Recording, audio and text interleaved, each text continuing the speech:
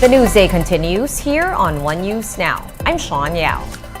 Starting tomorrow, July 1st, Terminal 2 of the Ninoy Aquino International Airport is turning into an all-domestic hub. Gerard de la Peña with the details. This would be the last time that AirAsia's passengers will have to line up at the NAIA Terminal 4 or the smaller Old Domestic Airport. Starting tomorrow, AirAsia's domestic flights will move to Terminal 2, which is part of a grand plan to convert the terminal that was exclusively used by Philippine Airlines into an all-domestic terminal. That's why AirAsia's counters are already prepared a day before the big move. But there's more to AirAsia's preparation. Ang preparasyon is not only in terms of preparing our check-in counters. We also have to prepare our engineers, our pilots, our mechanics. No? Kailangan po ng isang masugid na training, no? Ang ating pong mga cabin crew. At higit ho sa lahat ay we have to make sure that we are still very compliant sa MIAA, sa CAAP at sa CAB. Philippine Airlines domestic operations will remain at the Terminal 2. Royal Air will also be operating at the Terminal 2, aside from AirAsia and PAL. AirAsia's international operations will remain at the Terminal 3. Staying at the Terminal 4 are carriers that operate smaller, turbopropeller planes, namely Sebgo, Air Swift, and Sunlight Air. Passengers are expected to benefit from the terminal reassignments. Tinanggal namin yung glass partition sa pre-departure. So magiging mas maaliwalas po ang pre-departure area natin, and we are adding more seats to accommodate po yung increase in passenger movement po natin. More convenient and comfortable sila, no? Mas mabilis ang proseso. Maniniwala po tayong mas magandang serbisyo dahil wala na hong maglalakad sa ramp. Lahat po ng pasahero natin pag umakyat ng eroplano, we will be part of the 7 aero bridges that we will be able to use as our facilities for our pasajeros. AirAsia will now have 20 check-in counters from just 11 at the Terminal 4. Isla said this will enable them to expand their operations. Approximately, we're about 70 to a high of 75% of pre-pandemic. So marami pa hong capacity na kailangang increase ang aming pong pasahero, and we need more aircraft. At sisiguraduhin po namin as early as now, right? Handang-handa na kami dyan. Some passengers, however, are confused, especially those flying out today at the Terminal 4 and landing at a different terminal on their flight back. Yun nga lang, sa umpisa. Nakakalito talaga yun. Pero pag nasanay siguro, okay na, wala nang problema yun. Pero at least na may idea kung yun.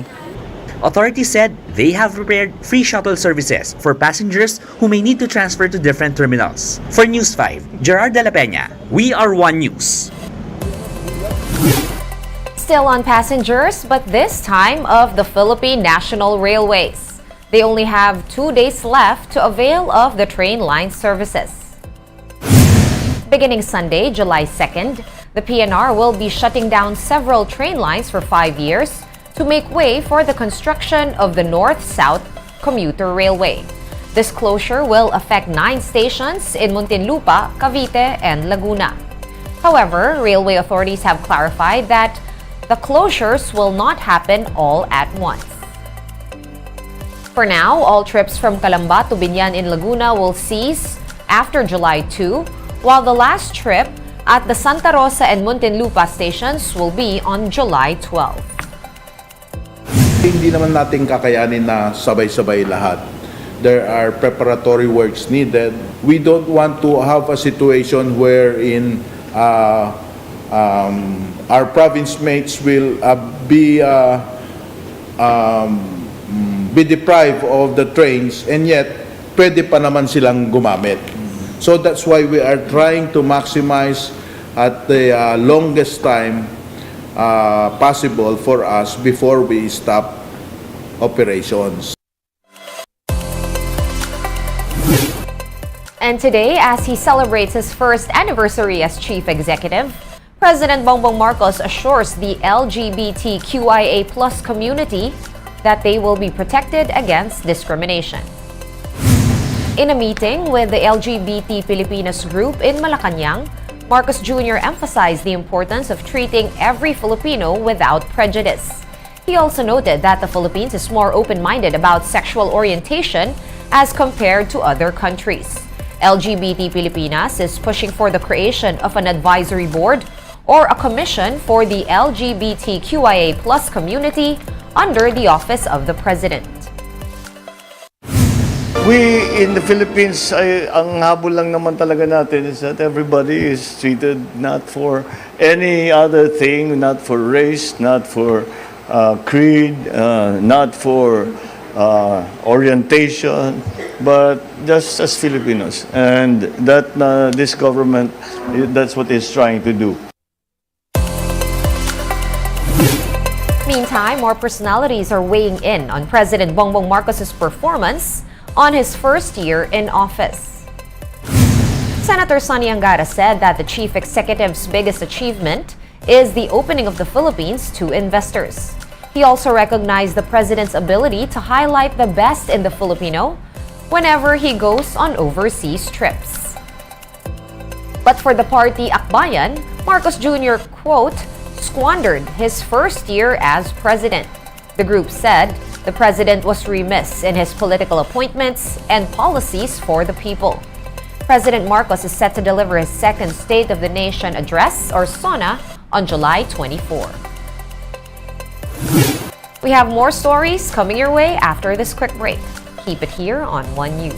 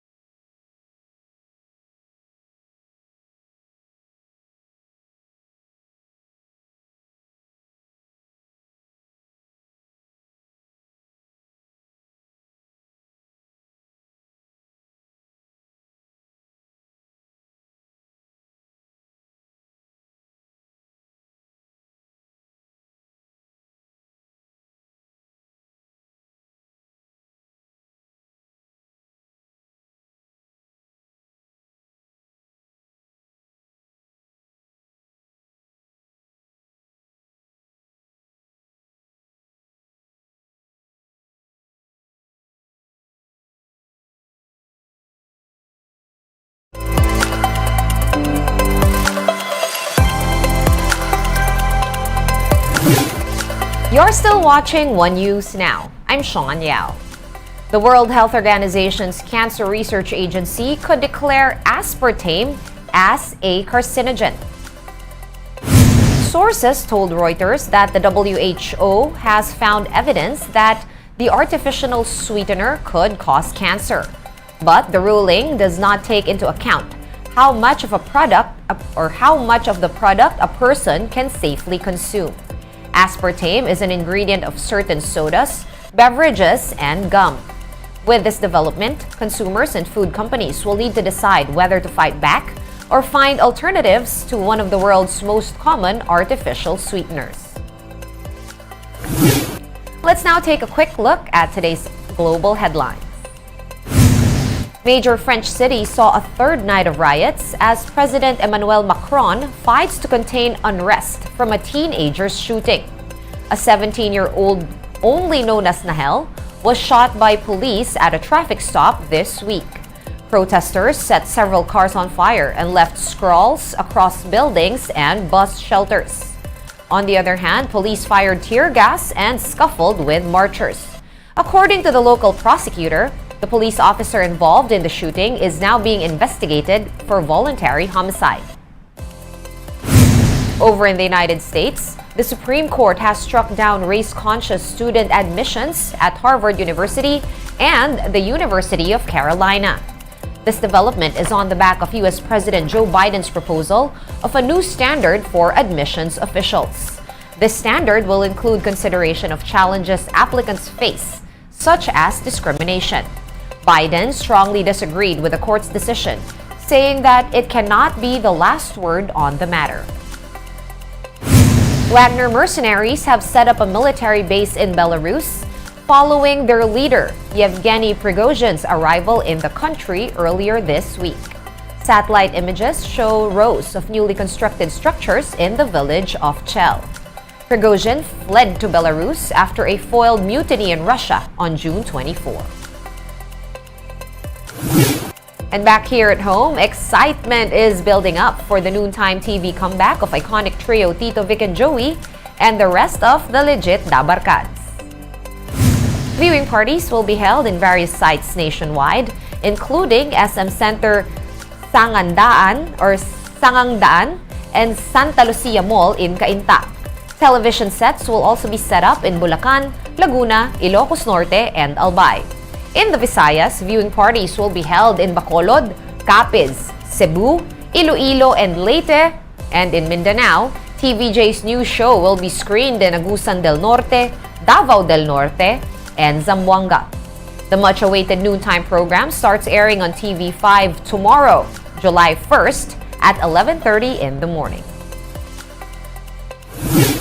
One News Now will be back at 5:30 p.m. I'm Sean Yao. We are One News.